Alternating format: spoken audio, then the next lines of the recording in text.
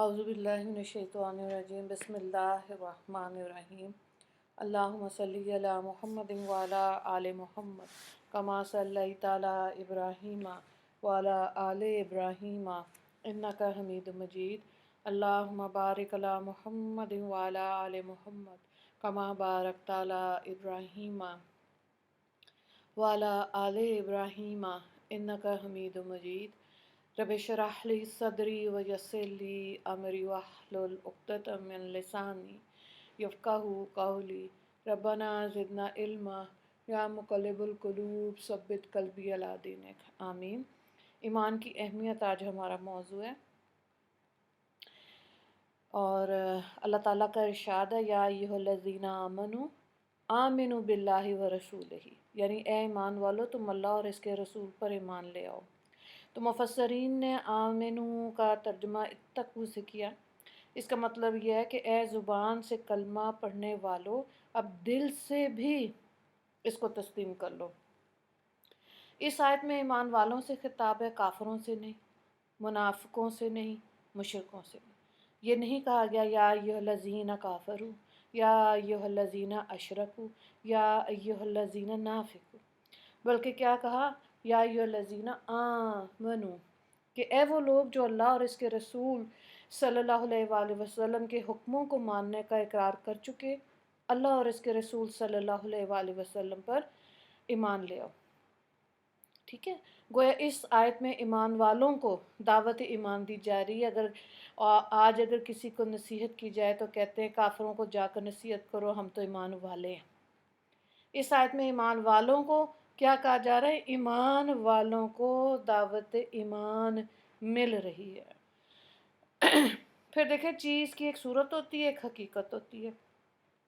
اس کو اگر ہم ایسے کریں کہ صورت ایمان اور حقیقی ایمان، مثال سے دیکھیں، عجائب گھر میں کئی دفعہ دیکھا ہے شیر کی کھال ہے، انہوں نے اس کے اندر بھرا ہوتا ہے تو وہ سٹف ایسے کر دیتے ہیں کہ ممی کی طرح بن جاتا ہے، بالکل ہو بہو شکل اس کی شیر کی طرح ہو جاتی ہے، دانت بھی ہیں، آنکھیں بھی ہیں، کان بھی ہیں، منہ بھی ہوتا ہے، سب کچھ ہوتا ہے، لیکن اس صورت شیر کو دیکھ کے کوئی ڈرتا نہیں ہے، گھبراتا نہیں ہے، اس پہ خوف نہیں طاری ہوتا، بلکہ بچے تو اس کی دم پکڑ رہے ہوتے ہیں، کئی لوگ اس کو ہاتھ لگا رہے ہوتے ہیں۔ تو وہ فقط صورت بنی، اس صورت کی وجہ سے بندے کے اوپر وہ کیفیت نہیں ہوتی۔ اس کے برعکس کوئی بندہ جنگل میں جا رہا ہے، اچانک سامنے شیر آ گیا، اب اس بندے کے رونگٹے کھڑے ہوں گے، گھبرائے گا بھی، پسینہ بھی آئے گا، چہرے کا رنگ بھی فاق ہو جائے گا۔ تو یہ ساری کیفیت کیوں بنی؟ اس لیے کہ حقیقت سامنے آئی ہے۔ ایمان کی صورت اور حقیقت میں بھی فرق ہے۔ جب صرف زبان سے کلمہ پڑھا تو یہ صرف صورت ایمان ہے۔ ایسی صورت میں اذان سن کر کچھ نہیں ہوتا، اللہ کا تذکرہ سن کر دل نہیں مچلتا۔ جب دل میں حقیقت ایمان آ جائے تو پھر جیسے ہی اللہ اکبر کی آواز آتی ہے، بندے کی کیفیت بدلتی ہے۔ یہی وجہ ہے کہ جب حضرت بلال رضی اللہ تعالیٰ عنہ اذان دیتے تھے تو آپ صلی اللہ علیہ وآلہ وسلم بیگانہ ہو جاتے تھے۔ ٹھیک ہے، آپ صلی اللہ علیہ وآلہ وسلم سے، اور یہ ایمان کی حقیقت ہے۔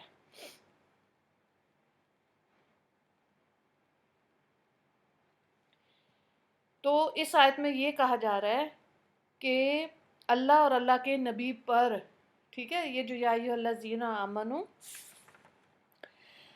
آمنوا باللہ ورسولہ، کہ اللہ پر ایمان، اللہ کے رسول پر ایمان۔ تو جب حضرت بلال اذان دیتے تھے تو نبی صلی اللہ علیہ وآلہ وسلم، حضرت بلال نے نبی کریم صلی اللہ علیہ وآلہ وسلم ارد گرد سے، دائیں بائیں سے بالکل بے نیاز ہو کے اللہ کے حضور متوجہ ہو جاتے تھے، دھیان ہو جاتا تھا ان کا۔ ٹھیک ہے، تو ایمان کی اصطلاحی تعریف کو دیکھیں، نبی کریم صلی اللہ علیہ وآلہ وسلم اللہ رب العزت کی طرف سے جو شریعت لے کے آئے، اس کو سب سچ سمجھ کر تسلیم کیا، یہی ایمان کہلاتا ہے۔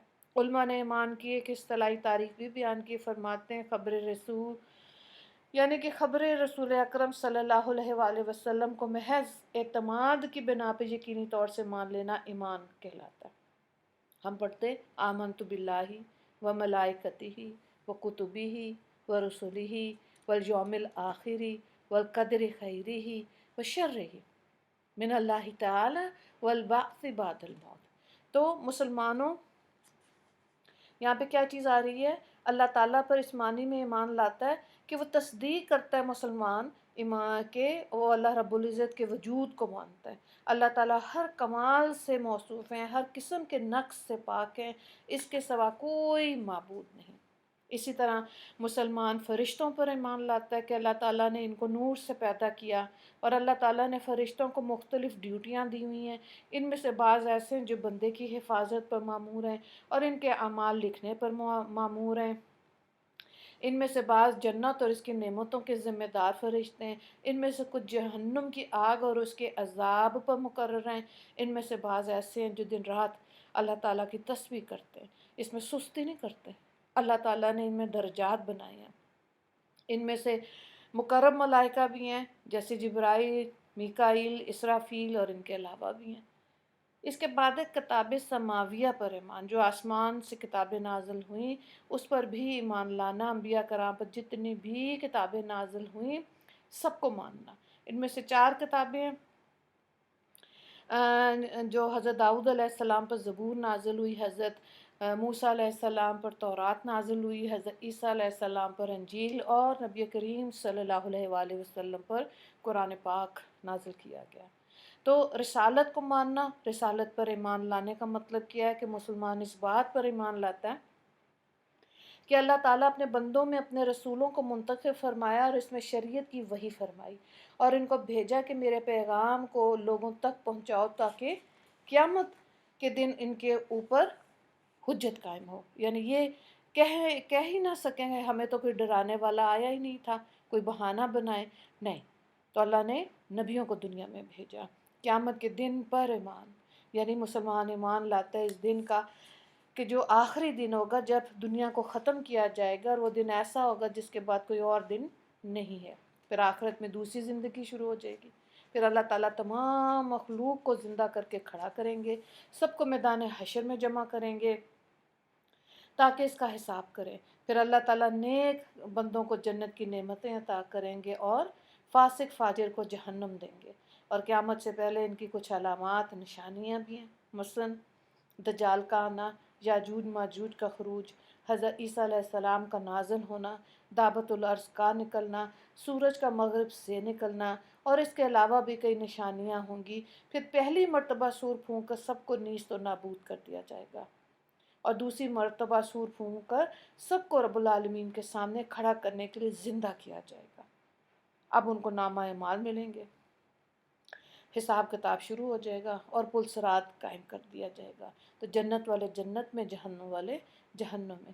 اس دن، اس کو کہتے ہیں قیامت کا دن، ٹھیک ہے؟ اور یہ سب حساب انسان، ظاہر ہے دنیا میں جو اعمال کیے ہیں کوئی زیادتی نہیں ہوگی، انسان نے خود جو اعمال دنیا میں کیے ہوں گے وہی اس کو اس کا اجر ملے گا۔ تقدیر پر ایمان بے حد ضروری ہے، کیونکہ اللہ رب العزت نے لوح محفوظ پر سب سے پہلے تقدیریں لکھی، تو سب سے پہلے جو چیز بنائی گئی وہ قلم تھا۔ تقدیریں لکھنے کے بعد ہر روح دنیا میں آئی، اچھی اور بری، ٹھیک ہے؟ اب جو مشکل حالات ہیں، ظاہر ہے اس کے اندر 2 طریقے ہیں، ایک تو ہمارے گناہوں کا کفارہ، یا پھر آخرت میں نہیں، آخرت میں اللہ تعالیٰ درجے بلند کر دیں گے۔ تو مشکلات پر صبر جمیل انسان کے حق میں بہترین اجر لے کر آئے گا۔ تو تقدیر پر ہمارا ایمان ہونا چاہیے، اچھی اور بری دونوں، اور موت کے بعد زندہ ہونے پر ایمان۔ وہ حدیث پاک ہے، صحیح مسلم نے روایت کیا، وَيُؤْمِنُ مُسْلِمُ بِأَنَّ نَعِيمَ الْقَبْرِ وَعَذَابَهُ وَسُؤَلَ مَلَكَيْنِ فِيهِ حَقٌّ وَصِدْقٌ۔ مسلمان قبروں کی نعمتوں اور عذاب پر ایمان لاتا ہے، اور اس میں فرشتے منکر نکیر کے سوال ہونے پر ایمان لاتا ہے کہ وہ حق اور سچ ہے۔ تو یعنی کہ دنیا دارالاسباب اور اللہ تعالیٰ مسبب الاسباب ہے۔ مومن کائنات کے نظام کو اوپر سے چلتا دیکھتا ہے، اور حقیقت کو یوں سمجھے جیسے آج کل کے زمانے میں ریموٹ کنٹرول چیز کہیں چل رہی ہوتی ہے، چلانے والا کہیں اور ہوتا ہے۔ اس سے اس دنیا کا نظام کو سمجھنا آسان ہو گیا اس مثال سے۔ یعنی یہ جو دنیا کا نظام چل رہا ہے، اس کا چلانے والا اس کائنات کا پروردگار، اس کو سمجھنا چاہیے، ٹھیک ہے؟ اور ظاہر ہے جو ہمارے دائیں بائیں ارد گرد نشانیاں ہیں ان پر غور کرنا چاہیے۔ جب انسان غور کرے گا تو یقیناً اس کو چیزیں سمجھ آئیں گی۔ حضرت موسیٰ کی مثال کو دیکھیں کہ ایک دفعہ حضرت موسیٰ علیہ السلام بیمار ہوئے اور انہوں نے اللہ تعالیٰ سے دعا کی، اللہ نے کہا کہ فلاں درخت کے پتے کھا لیں، اللہ شفا ہو جائے گی۔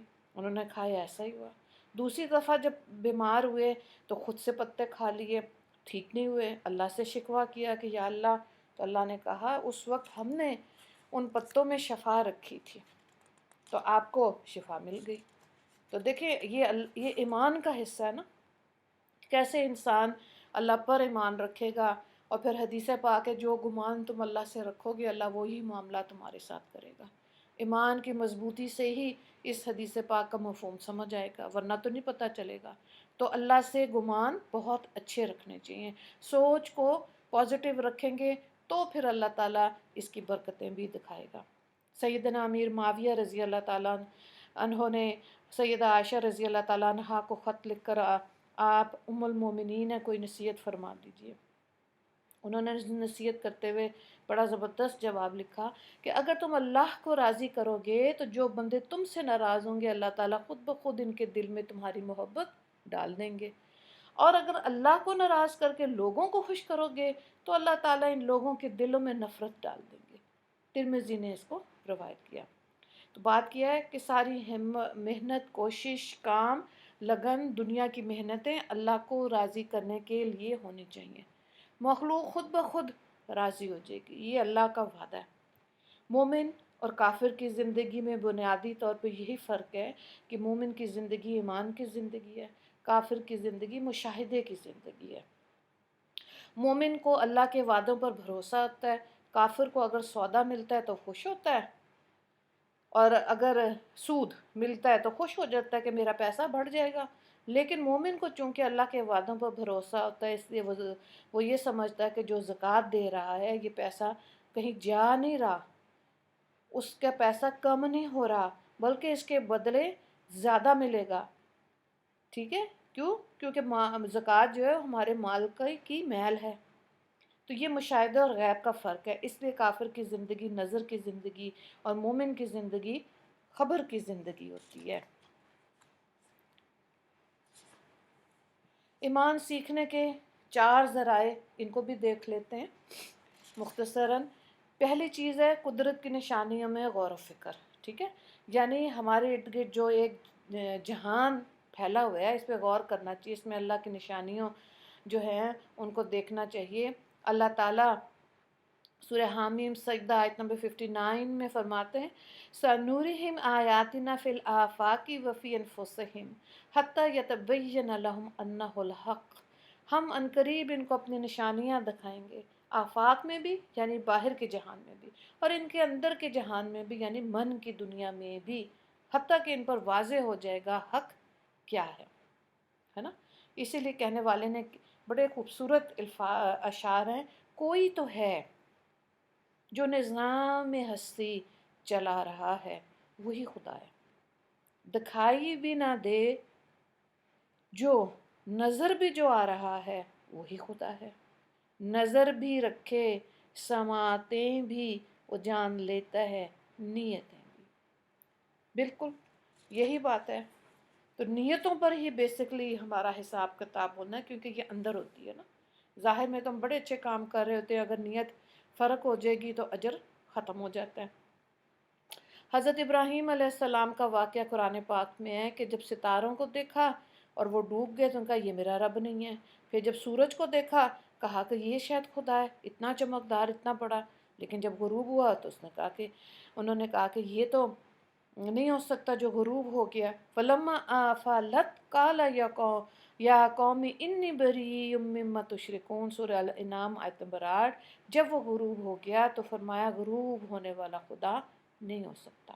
تو دیکھیں جب انسان قدرت کی نشانیوں پہ غور کرتا ہے، اس بات پر پہنچتا ہے یہ چیزیں خدا نہیں بلکہ ان کو پیدا کرنے والا اللہ ہے۔ دوسرا دیکھیں انبیاء کرام کے واقعات کا مطالعہ کرنا۔ ایمان سیکھنے کا دوسرا ذریعہ یہ ہے کہ انبیاء کی زندگیوں کو زیادہ پڑھا جائے، اور اس سے بھی انسان کے اندر ایمان بنتا ہے۔ اللہ کے پیارے حبیب صلی اللہ علیہ وآلہ وسلم کو بھی جب وہ پریشان ہوتے تھے تو اللہ کی طرف سے ان کو دل کا سکون اطمینان ہوتا تھا، ہے نا. اللہ تعالیٰ ایسے نشانیاں بھیجتے تھے. سورہ ہود آیت نمبر 120 میں ہے وَكُلٌّ نَقَصُ عَلَيْكَ مِنْ أَنْبَاءِ الرُّسُلِ مَا نُثَبِّتُ بِهِ فُؤَادَكَ.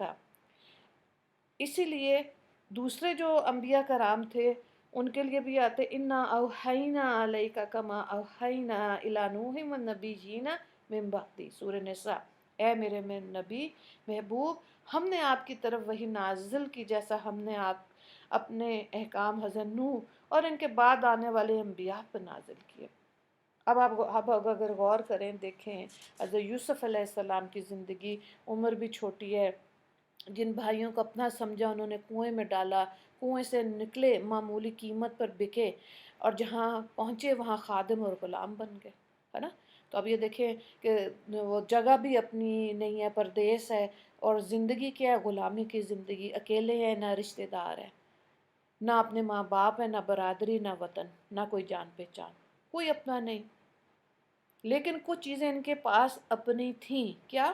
شرافت اپنی تھی، دیانت اپنی تھی، عفت اور پاک دامنی اپنی تھی، اللہ کے حکم پر استقامت جو تھا وہ ان کے اندر تھی. تو جب انہوں نے ان صفات کے ساتھ زندگی گزاری، نتیجہ کیا نکلا؟ جہاں تھے وہیں پر اللہ نے وزیر خزانہ بنا دیا، بے تاج بادشاہ بنایا، خزانوں کے مالک بنایا. خود بادشاہ نے بلا کر اپنی بادشاہی ان کے حوالے کر دی. تو جو چیزیں اللہ نے عطا کی ہیں، جو ایمان کا حصہ ہے، ان پہ غور ضرور کرنا چاہیے.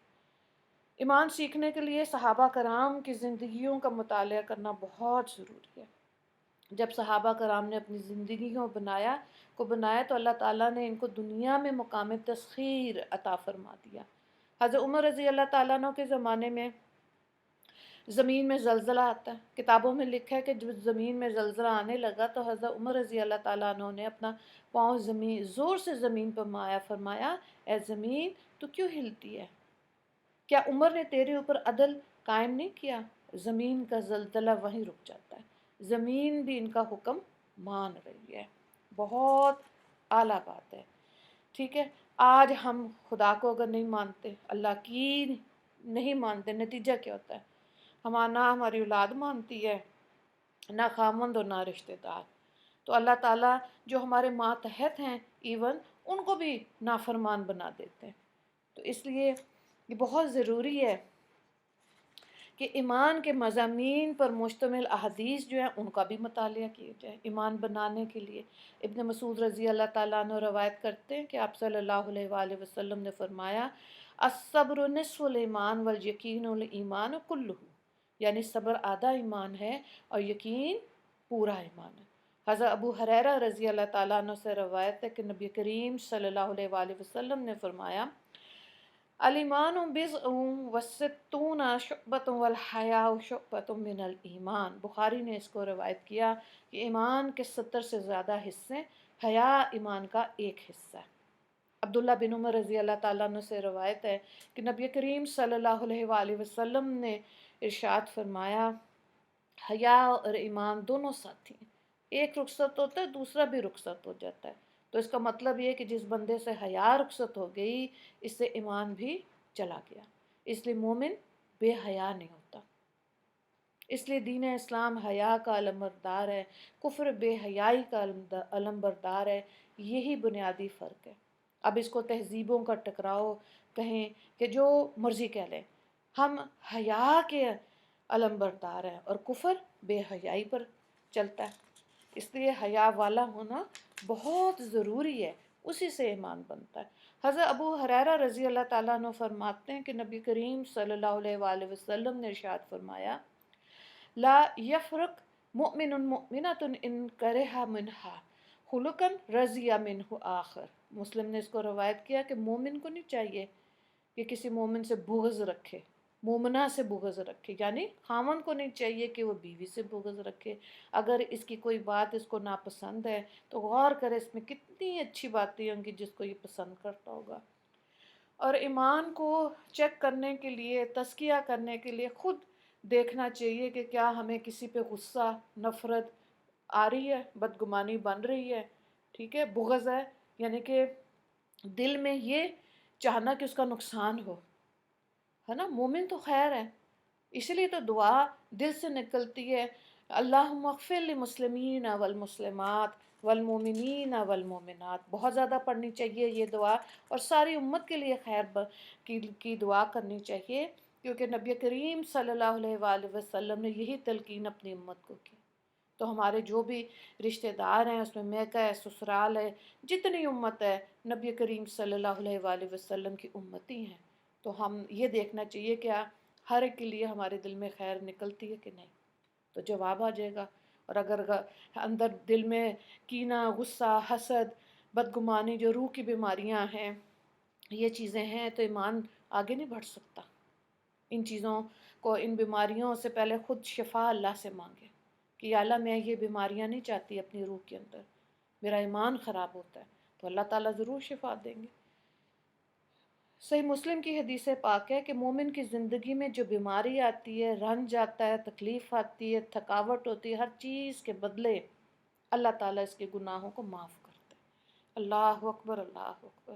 دیکھیں کتنا ڈیلی روٹین کو دیکھیں، کوئی نہ کوئی مشکل، پریشانی، دکھ، تکلیف، تھکاوٹ، تو سارا کچھ ہی ہے، لیکن اگر اللہ کی طرف لوٹائیں گے، یعنی اس پہ راضی رہیں گے اور اپنی محنتیں، عبادات اور معاملات کو ٹھیک کریں گے، تو یقیناً اللہ اس کے بدلے میں خیر دے گا، ہمارے گناہ معاف ہوں گے۔ بخاری کی حدیث پاک ہے، جس نے روزے رکھے ایمان اور احتساب کے ساتھ، اس کے پچھلے سب گناہ معاف کر دیے جائیں گے۔ جس نے لیلۃ القدر میں قیام کیا اللہ کی عبادت کے لیے ایمان اور احتساب کے ساتھ، تو اس کے پچھلے سب گناہ معاف ہوں گے۔ ظاہر ہے جس طرح انسان حج پہ جاتا ہے، حج ہو جاتا ہے، عرفات، وقوف عرفہ کیا، گناہ معاف ہو گئے۔ اب کیا چیز ہے، واپس آئے گا تو کیا چیز کرے گا؟ اس صاف ستھری زندگی کو قائم رکھے گا، جو پاکیزہ دل روح لے کر واپس آیا، ایمان بنا، اس کو صبح شام اس پہ محنت کر کے قائم رہنا ہے مرتے دم تک، ٹھیک ہے؟ یہ پھر اس کا انعام ملے گا، یقیناً حج بھی ہو گیا، پچھلے گناہ بھی معاف ہو گئے، باقی پھر اب ایفرٹ ہے۔ بالکل یہ ایسے ہی ہے کہ فرسٹ آنے کے لیے محنت کی جائے، اور پھر اس فرسٹ پوزیشن کو مینٹین کرنے کے لیے سخت محنت کی جائے، ہے نا؟ تو کامیابی رہتی ہے۔ بہلول کا ایک واقعہ بڑا اچھا کتاب میں لکھا ہوا ہے کہ ہارون رشید ایک دفعہ اپنی اہلیہ کے ساتھ باغ کی سیر کو گئے، کسی نے خواب میں دیکھا، تو ملکہ نے کہا کہ بہلول کیا کر رہے ہو؟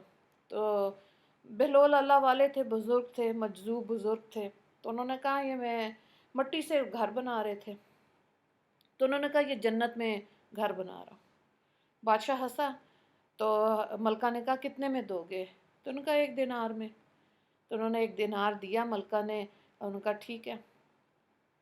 اچھا، رات کو خواب میں، بادشاہ کے خواب میں جنت آئی نظر، تو انہوں نے دیکھا کہ خوبصورت محل ہیں، اور ایک محل کے اوپر لکھا ہوا ہے ملکہ کا نام، ان کی اہلیہ کا، تو اندر جانے لگتے ہیں، ہے نا؟ تو اندر جب جاتے ہیں تو وہ جو دربان ہوتے ہیں وہ روک دیتے ہیں، کہتے ہیں کہ آپ کا نہیں ہے، آپ کی اہلیہ کا ہے محل۔ تو ان کا وہ میری بیوی ہے، انہوں نے کہا نہیں، یہ دنیا کے رشتے ہیں، یہاں پہ معاملہ انفرادی ہے، اکیلا اکیلا ہے۔ بادشاہ بہت پریشان ہوتا ہے کہ اچھا 1 دینار میں جنت میں گھر بنا لیا۔ اگلے دن ہوتے ہیں، ڈھونڈتے ہیں اس کو، بہلول کو، بزرگ کو، بہرحال مل جاتے ہیں، وہ پھر گھر بنا رہا ہوتا ہے۔ پوچھتے ہیں کہ بیچیں گے؟ کیا بنا رہے ہیں؟ جنت میں گھر، بیچیں گے، دیں گے؟ ان کا ہاں، کیا قیمت ہے؟ ان کا پوری دنیا کی بادشاہی۔ ان کا یہ کیا بات ہوئی، کل تو آپ نے 1 دینار کا دے دیا تھا، آج پوری بادشاہی مانگ رہے ہیں؟ تو وہ بزرگ کہتے ہیں کل بن دیکھے کا سودا تھا، آج آپ دیکھ کر آئے ہیں، ہے نا؟ تو ایمان کیا چیز ہے؟ ایمان یہی ہے کہ دنیا پر ہم جب اللہ کہتے ہیں نا، ہم اللہ پر ایمان لائے، پچھلی کتابوں پہ، نبیوں پر، تقدیر پر، آخرت پر، اللہ اس چیز کے قدردان ہے۔ اللہ تعالیٰ اس چیز کے قدردان ہے کہ بن دیکھے اللہ کو، اللہ پر ایمان لے کر آنا۔ تو ظاہر ہے پھر جب انسان کو اللہ آخرت میں انعامات دیں گے تو اپنی شان کے حساب سے عطا کریں گے۔ تو جب انسان دیکھیں دنیا میں آتا ہے، اس کو سب سے پہلے نصیحت بھی ایمان کی جاتی ہے، سب سے آخری وصیت بھی ایمان کی ہوتی ہے۔ بچہ پیدا ہوتا ہے نا، پہلی چیز کیا، اس کے کان میں اذان. یہ اذان دینا کس کی طرف دعوت ہے؟ ایمان. ایمان، اللہ کی عظمت بڑائی کی دعوت. اور جب دنیا سے جانے لگتا ہے اس وقت بھی آپ صلی اللہ علیہ وآلہ وسلم نے فرمایا کہ اپنے مرنے والوں کو کلمے کی تلقین کرو. تو آخری وصیت کون سی ہوگی؟ ایمان، ہے نا. نزا کی حالت ہے، اب اگر وہ دنیا سے جا رہا ہے تو اس کے سامنے ساتھ کھڑے ہو کر کلمہ پڑھنا چاہیے. اگر اسی قسمت میں ہوگا تو اللہ تعالیٰ اس کو کلمے کی توفیق دے دے گا. تو ایمان پر دنیا سے گیا. سبحان اللہ. اللہ تعالیٰ ہر مومن مسلمان کو اس کی توفیق عطا فرما دے انشاءاللہ. آمین. اللہم اغفر لی مسلمین والمسلمات والمومنین والمومنات. السلام علیکم ورحمۃ اللہ وبرکاتہ.